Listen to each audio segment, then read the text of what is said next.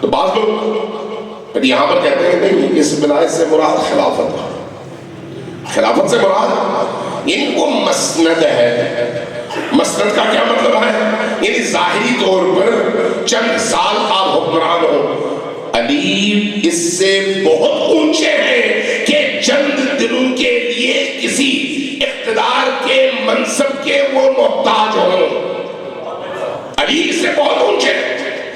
علی اس مقام پر ہے کہ جس مقام پر کائنات کے ہر پیاسے کو کنویں کے پاس جانا پڑتا ہے. ہر پیاسے کو کنویں کے پاس. کنواں کبھی بھی پیاسے کے پاس نہیں آتا. علی ولایت کے اس مقام پر ہے کہ علی کی ٹھوکر پر پوری کائنات ہے. علی ضرورت مند نہیں ہے. علی محتاج نہیں ہے. علی کو اقتدار کی ضرورت نہیں ہے. ضرورت ہے اللہ کے اس پورے بنائے ہوئے نظام کو. کس کی ضرورت ہے؟ علی ابن ابی طالب کی. اب اگر علی کو آپ ولی مانتے ہیں تو اس کے یہ دو پہلو ہیں. ایک پہلو یہ ہے کہ جس طرح سے کائنات میں تصرف کا اختیار اللہ کو ہے. اللہ مردہ کو زندہ کر سکتا ہے. اپنے رسول کو اجازت دیتا ہے, رسول بھی یہ کام کرتا ہے. اپنے علی کو اجازت دیتا ہے, علی بھی یہ کام کرتا ہے. جس طرح سے سابقہ انبیاء یہ کام کیا کرتے تھے. حضرت عیسیٰ ہو, حضرت موسیٰ ہو, حضرت ابراہیم ہو, حضرت شعیب ہو, حضرت نوح ہو, باقی انبیاء ہو, جتنے بھی انبیاء کے تذکرے قرآن کریم میں موجود ہیں, سب کے پاس کوئی نہ کوئی معجزہ, کوئی نہ کوئی صلاحیت, کوئی نہ کوئی کمال, کوئی نہ کوئی جمال, کوئی نہ کوئی حسن اور کوئی نہ کوئی خوبی موجود تھی.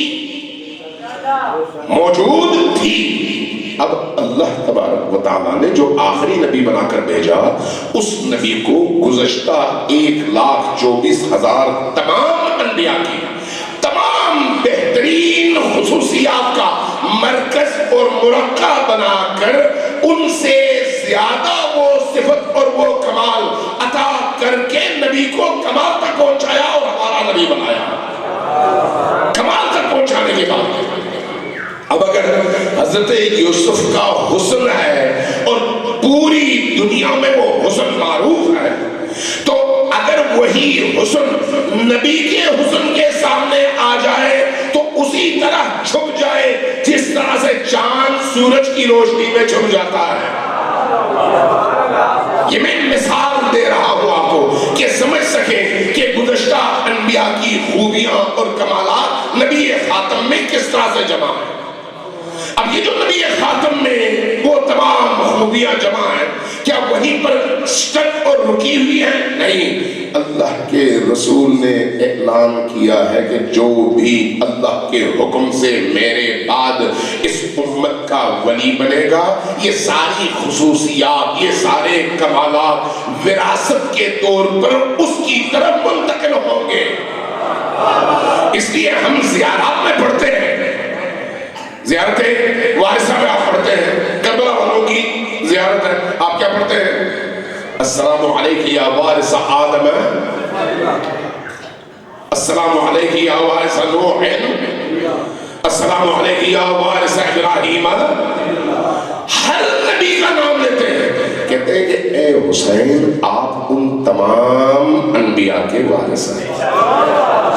ان تمام انبیاء کس چیز میں وارث ہیں؟ شجاعت میں وارث ہیں, حسن میں وارث ہیں, اخلاق میں وارث ہیں, علم میں وارث ہیں, معرفت میں وارث ہیں. صرف وارث نہیں ہے, ان کے پاس جو ہے وہ تو ان کے پاس ہے ہی, اس کے علاوہ وہ بھی ہے جو ان کے پاس نہیں ہے. لہذا یہ وہ وارث ہیں. اس لیے جب